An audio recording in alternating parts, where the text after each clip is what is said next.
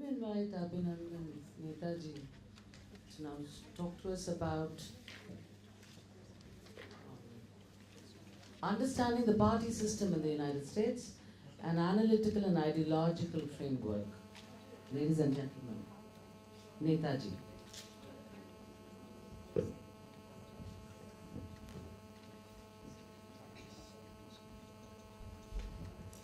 It's always a pleasure and privilege to share the panel with Professor K.P. Vijayalakshmi, who was my teacher in JNU.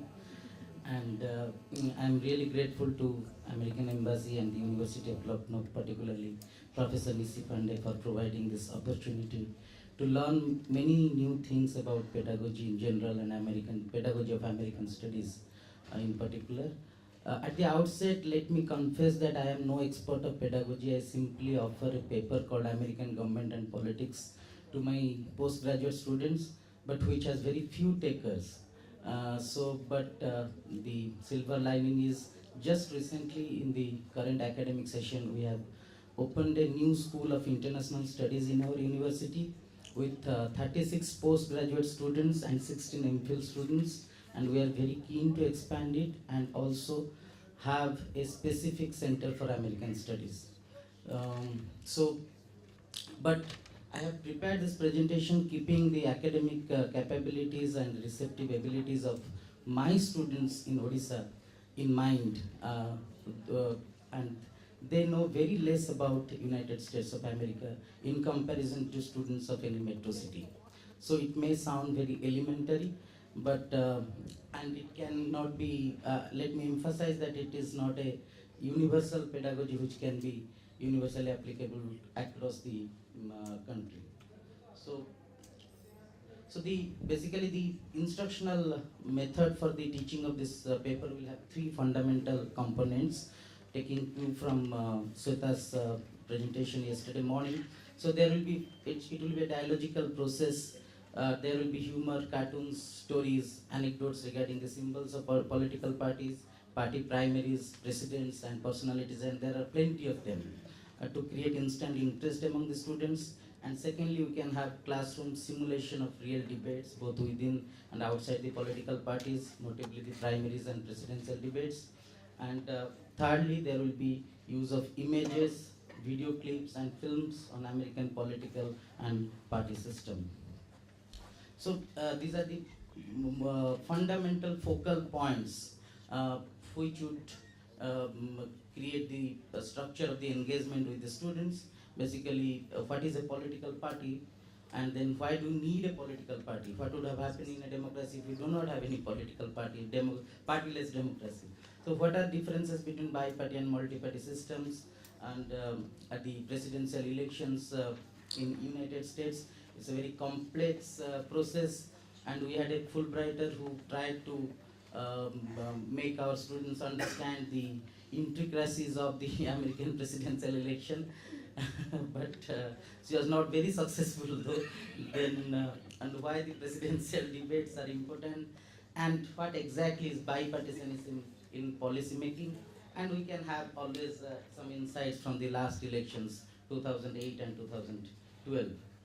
So basically, just to begin with, the political parties are at the heart of American politics, and we can have a quotation by Scott Snyder in 1942, who asserted that political parties created democracy, and democracy is unthinkable without political parties, and there are organized platforms, and they seek representation through voting and other mechanisms of public support to gain legitimacy and power. Then we can have these symbols of two political parties, donkey and elephant. Last year in Banaras, we had a workshop making them understand. So the story behind election symbols, that would create some kind of interest among the students. How the donkey came to be associated with the Democratic Party, and it was presidential candidate Andrew Jackson, who was the first Democrat ever to be associated with the donkey symbol, and his opponents used to call him jackass, and and his slogan, "Let the people rule." Then we associate these symbols with the cartoonist Thomas Nast, who in his Harper's Weekly in 1870 during anti-Civil War faction used this symbol, First, the donkey for the Democrats and the elephant for the Republicans in 1874. So these stories, these anecdotes, and the story behind the symbols would create interest among the students. And then the ideological framework. What are the major focal points of differences between the two parties, or they are really the same, or the two sides of the same coin. But there can be two, three very fundamental points of differences, like the Democratic Party emphasizes equal opportunity, protecting the environment and healthcare for everyone. And on the other side, on the other hand, the Republican Party is all about personal responsibility, freeing the market, more and more low taxes and strong national defense. And then you can talk about some of the famous presidents belonging to both the parties, Roosevelt, Kennedy, Clinton, Obama on the Democratic side, and Lincoln, Roosevelt, and George W. Bush on the Republican side. So these are the photos of the 5 living presidents, and just to create a sense of familiarity among the students, because they know most of them and they can immediately recognize. And so these are the famous presidents, 4 belonging to the Republican side and 4 belonging to the Democratic side.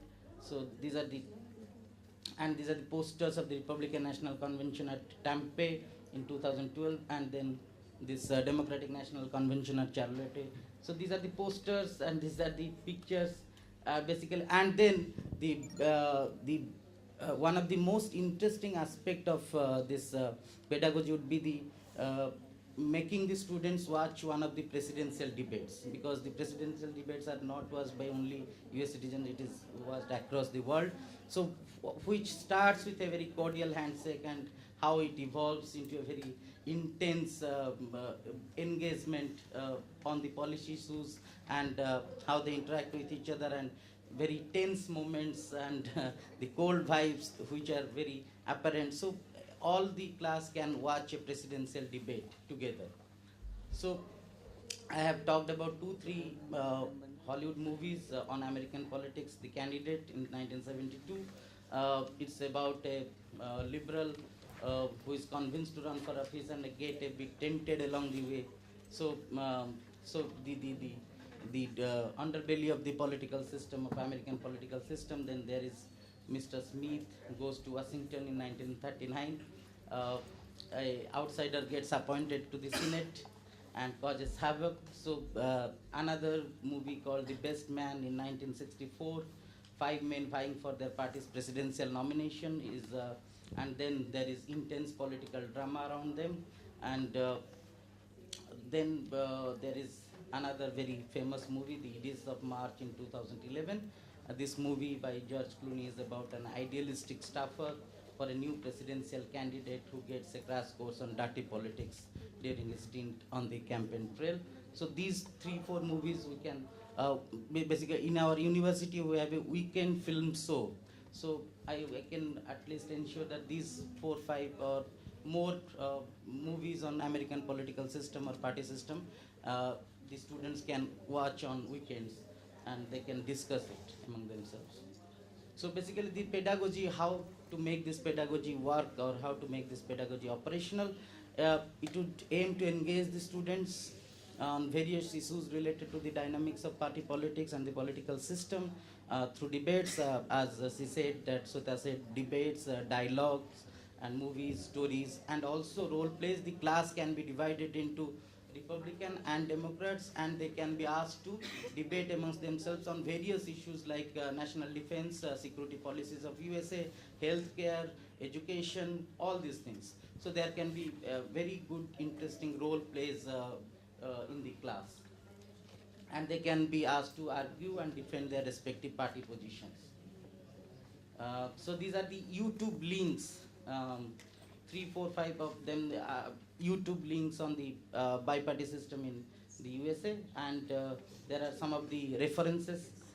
for the good books, why party is a second loop, the tyranny of the two-party system. There is also intense debate whether bi-party system is really beneficial for USA or not, or they should move for a multi-party system. So these kind of debates we can find in these books. So there are some references, and also towards the end of the curriculum, we can have a comparative analogy between the bi-party system of the United States and the multi-party system of India. There is the dialogue is between two parties. Here there are so many identities, so many orientations, so many interests being represented by so many parties. So that would be interesting analogy between the bi-party system in the US and the Indian multi-party system. So that's it. I have also outlined a structure of the proposed syllabus. So this will be basically a kind of very elementary, introductory class or introductory curriculum on American party system. Thank you very much. Thank you.